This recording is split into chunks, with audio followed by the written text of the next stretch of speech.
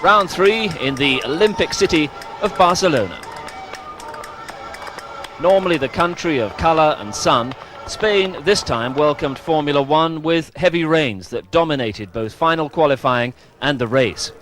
Predictably, Mansell was fastest on Friday, in a time that turned out to be good for yet another pole position. It rained on Saturday, and the track was half a minute slower. In the rain, the Englishman was not fastest, it was Jean Alesi.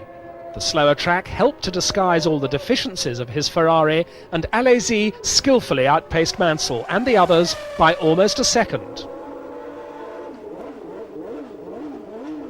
But all his hard work in the rain didn't help him much, however, since he was still only 8th fastest on a dry track. Schumacher was to start the race from the front row for the first time in his short career, but he was still a full second slower than Mansell. Just before the start, more rain forced everybody to change tyres on the grid. But at least it seemed the wet track would be a welcome equaliser. Alesi started perfectly, some said too perfectly, but Mansell and Patrese held their positions and once again led the pack. Senna made an untypically bad start and found himself 7th into the first corner.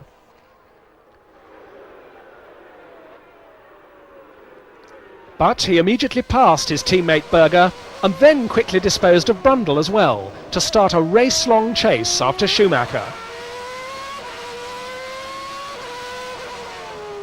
Berger's attempt to deal with Alesi in the same way ended like this.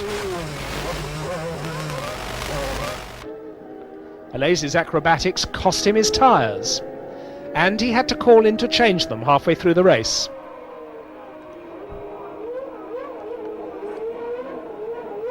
But once the Ferrari mechanics had given him his fresh rubber, his was to be a very inspiring race.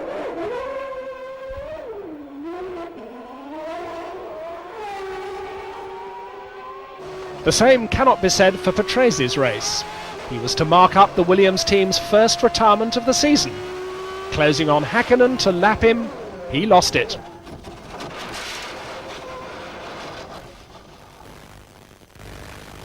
With the Ferrari people watching his every move, Jean Alesi kept on moving up the field, despite occasional hiccups.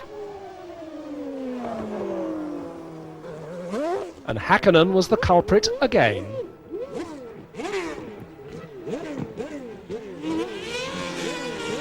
Towards the end of the race, the conditions became so bad that even Senna, a renowned rainmaster, first spun and then crashed for good from his 3rd place. Mansell, however, never put a foot wrong and won masterfully. It was his 25th career win, which put him equal to the great Scot Jim Clark.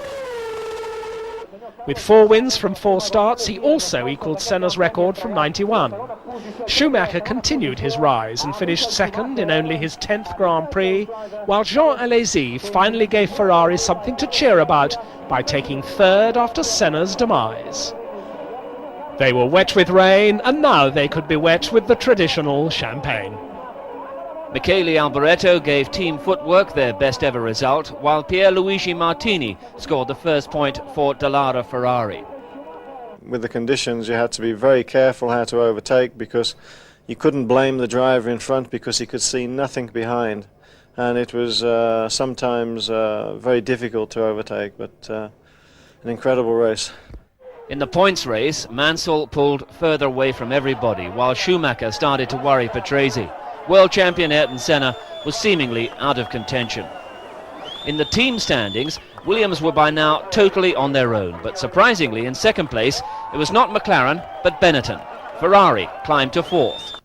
I had a lot of problems during the race, but I think for Ferrari, for Imola race, it was very important to finish